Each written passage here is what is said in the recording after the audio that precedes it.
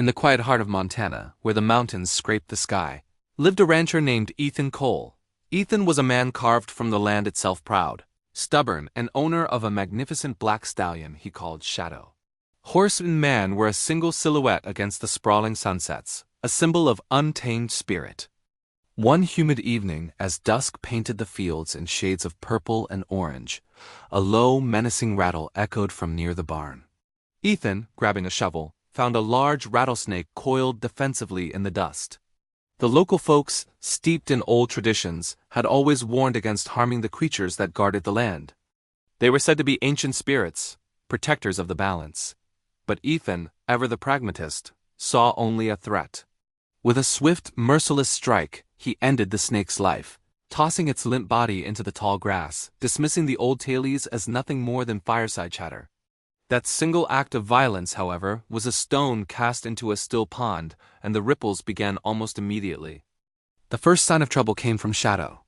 The stallion, usually ravenous, refused his feed. He stood rigid in his stall, his dark eyes wide with a terror that Ethan couldn't comprehend.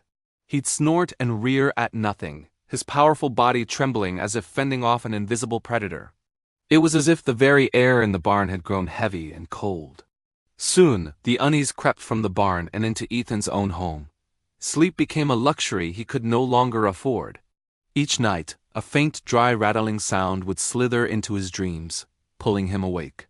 It sounded like seeds in a dead gourd, a sound that seemed to come from everywhere and nowhere at once. He'd get up, check the doors, the windows, but find nothing. A chilling presence seemed to linger just at the edge of his perception. A cold spot in an otherwise warm room, a flicker of movement in the corner of his eye. His old friend, Tom, a man whose family had ranched these lands for generations, noticed the change in Ethan, the haunted look in his eyes, the nervous tick in his hand. Over coffee one morning, Tom spoke in a low, serious tone. "Ethan," he said, "you shouldn't have killed that snake. Some creatures are sacred. You've broken a trust with the land, and the land. It doesn't forget." Ethan just laughed, a hollow, tired sound. "It was just a snake, Tom, a pest."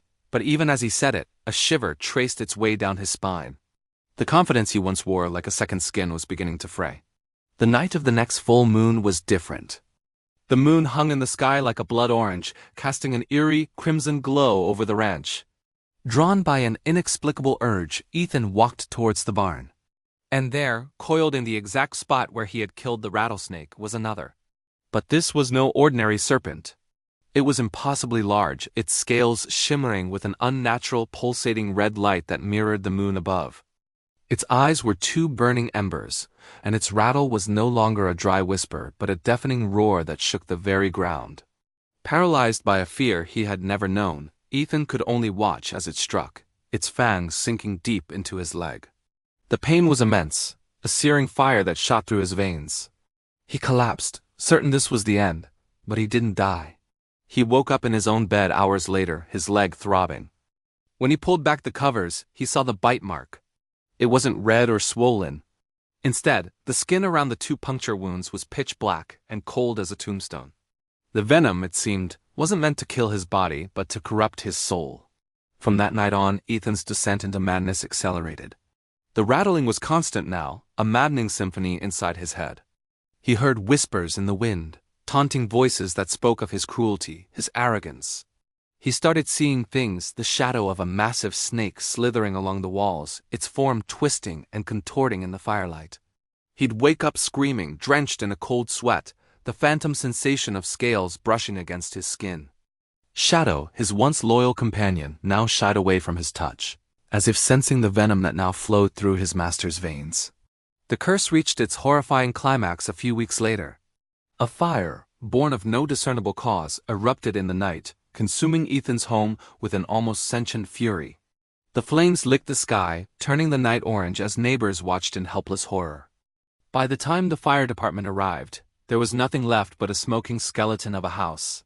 Ethan Cole was gone. They searched for days but found no trace of him. The only clue left behind was a set of hoofprints, Shadow's hoofprints. They led away from the smoldering ruins, not towards the safety of the main road, but deep into the dark, foreboding forest that bordered the property. The trail was clear in the ash-covered ground.